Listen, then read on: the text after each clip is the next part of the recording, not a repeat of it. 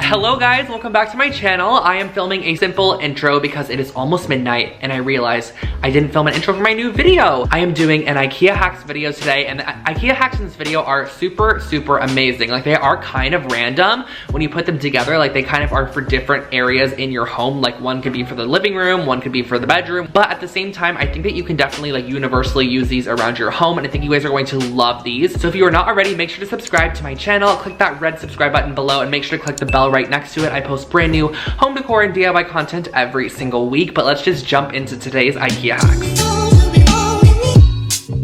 All right, so first thing is that I need to brush up on my Swedish apparently, because this is called the Hemgejord containers. You get 2 of them in a pack from IKEA, and I'm starting off with these as the base for this hack, and I'm also going to be using some of the macrame cord I featured in my last Amazon video. I'll link it below again for you guys, but I'm basically going to start off by cutting these into strips, and I'm cutting a total of 12 strips. 6 of them are going to be shorter, and then 6 of them are going to be longer. Here are the exact measurements I used. So the reason that we do this is because the center sections of our weaving is going to be the shorter sections, and then the outermost sections are going to be the longer ones. You're going to see what I'm talking about in a second. So grab 2 shorter ones and 2 longer ones and tie them in a knot together.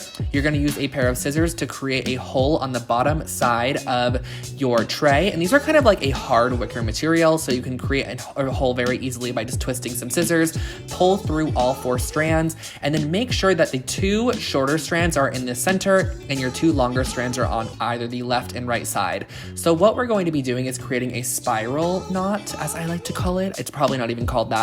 But basically how you have to do this is, like I always say, a little bit more easier if you just look at what I'm doing. You're going to take your right strand and pass it over the 2 on the center, and then take your left strand and then go over the top of it, under and through the back side. And from here on out, you're basically going to be repeating those steps until you have your desired length of the actual macrame. I did about 10 inches on mine because I also wanted to add a bead, and then I also just wanted some of the rope to be like very free and not macrameed. So I did a total of 10 inches of this spiral macrame, and as you go, it'll start spiraling. So you're gonna kind of have to twist your tray as you actually macrame, because it's just a little bit easier like that. So here's a little bit of a longer section, and you're just going to complete it off.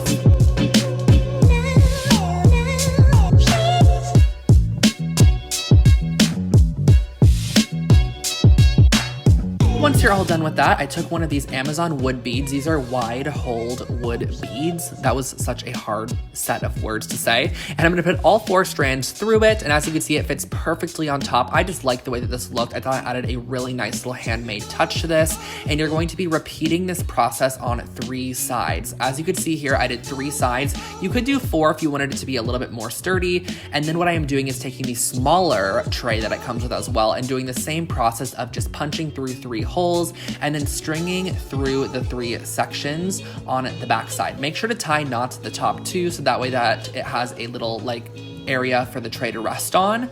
You guys can probably see what it looks like here. It's just basically going to be a hanging tray. And then once I got to the end, I actually went ahead and I just wrapped all 12 strands in a loop.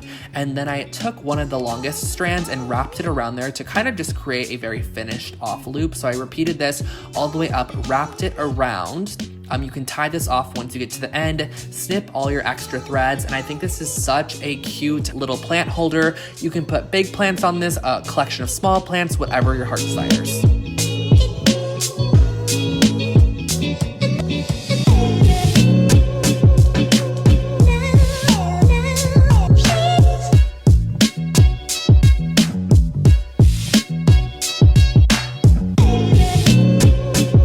Project 2, this Swedish word's not that hard. We're using the Stefan chair. I'm probably pronouncing that wrong, but it is the cheapest chair at IKEA. It is $25 and it looks like this. It is a dark espresso brown chair. And what I started off by doing was building that, or well, my friend actually built it for me because he was hanging out with me. And then I took some of the same exact macrame cord that I used in the first project. There are actually a lot of macrame cord projects in this video. And I took off a long section, and I am going to be doing this kind of like weaving technique that I've been doing a lot on my channel lately. I swear guys, I'm going to stop it soon, but I'm just obsessed with it at the moment. And all I'm doing is going in and out, and wrapping around the entire backside of this chair. This is something that's a little bit more easier for you to see, like I always say, if you just look at what I'm doing. So I'm basically going in and out of every other bar to get this kind of rope to sit on the chair back. And it's very repetitive. So you're just gonna go all the way up. And if you do run out of cord at one point, you can tie it off and then start again. Just try to make sure that you hide your knot on the inside and then start off again. As you can see, I had to do so here. The knot is on the left side. You can kind of see it a little bit there, but it's pretty much hidden. And you're gonna be repeating the process going all the way up to the top. You could leave it like half done if you want to, or you can just do those center 3 bars. But in the end, I swear to you guys, this $25 chair looks like it could have been like a West Elm $100 or even $200 chair. I love the way that it turned out. And I think if you did this to a large table, like with a set of 8, and you really took your time, it can look so incredibly amazing. And I'm really happy with the outcome.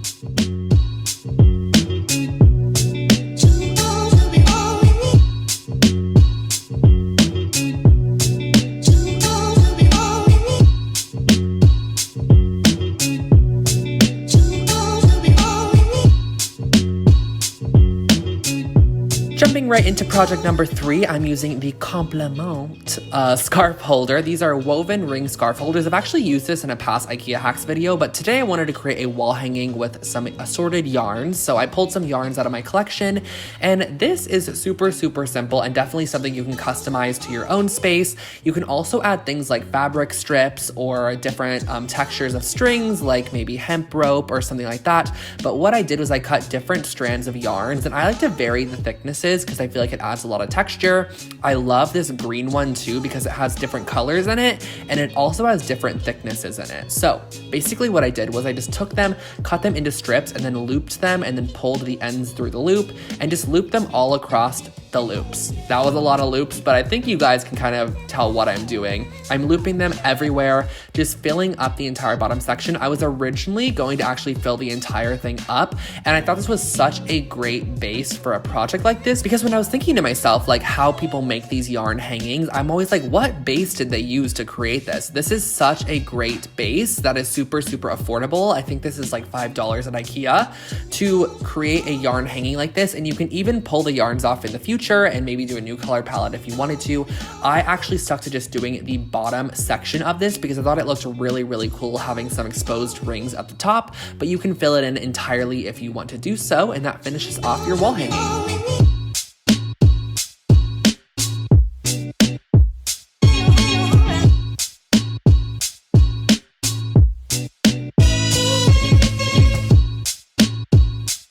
Oh my gosh, guys, this is the one I've been waiting for. I'm using this shelf unit, actually 2 of them. I'm not even gonna try to pronounce it. I think we're over me trying to pronounce these names, but this is a legit hack. It's not really that much DIY'd, but I am hacking the system on one of the items. You'll see what I'm talking about. So I'm gonna unpack everything from both boxes to start off with, and I'm going to be taking the red portions and fully spray painting them white. So here I am naked. Just kidding, I'm actually not, but it looks like I am.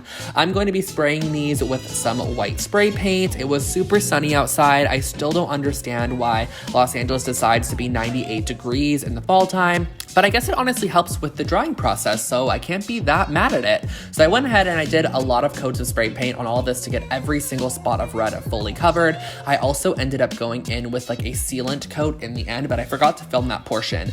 So here comes the kind of hack portion. So what you're gonna start off by doing is actually assembling one of the units exactly as shown in the instructions. So exactly how IKEA sells it, you're going to be assembling it exactly as it's shown. As I've said 9 times now, you probably understand what I'm doing. So if you purchase this, you're gonna know what to do. Just follow the instructions. And for the second one, you're going to be assembling it the same exact way, but all you have to do is actually just flip the shelves 180 degrees. So you're just going to basically flip them to where the mounting kind of holes are now going to be on the front side, because what you're gonna wanna do with this is actually be able to rotate it 180 degrees and have it be flipped, and you're gonna see exactly what I'm talking about. This just makes it so that you have the mounting holes. You could do this if you wanted to, but the thing that would happen if you were to disassemble both, as the instructions would show, is that you'd actually be able to see the little metal bits on the underside. So this just allows it to be very clean from all angles. You're gonna assemble that with a screwdriver. The shape we're kind of going after is this shape here. So this is what we're going to be mounting it on the wall like.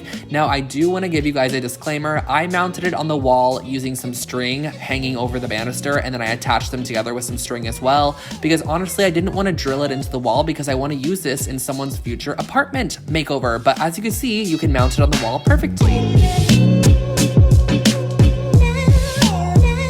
And that was my video for today. I hope that you guys enjoyed those IKEA hacks, and I hope that you guys can find maybe 1 or 2 or even 4 of those projects very useful and handy for your guys' apartment or bedroom or wherever the space is that you want to make over. Very universal as well, so you can kind of change things to fit your color palette or whatever you want to do with those. But without further ado, I'm not going to keep you for much longer, so make sure to subscribe to my channel. I post brand new home decor and DIY content every single week here on Lone Fox, and you can also follow Lone Fox on Instagram. It is Lone Fox Home for more behind the scenes type of stuff. I post stories over there, polls over there. I interact with you guys a lot over there, so make sure to follow me as well over there. And lastly, if you are new to my channel, I have done multiple IKEA hacks in the past. I'll put a card up there with a couple other videos for you guys to check out after this one, because you're going to love those ones as well. And I hope you guys have an amazing rest of your day. Happy Halloween if you happen to be watching this right before Halloween, because I think this is going up right around like October 20, whatever tomorrow is, like 6th or 7th or something. So I hope you guys have a great Halloween, and I will catch you all in my next video.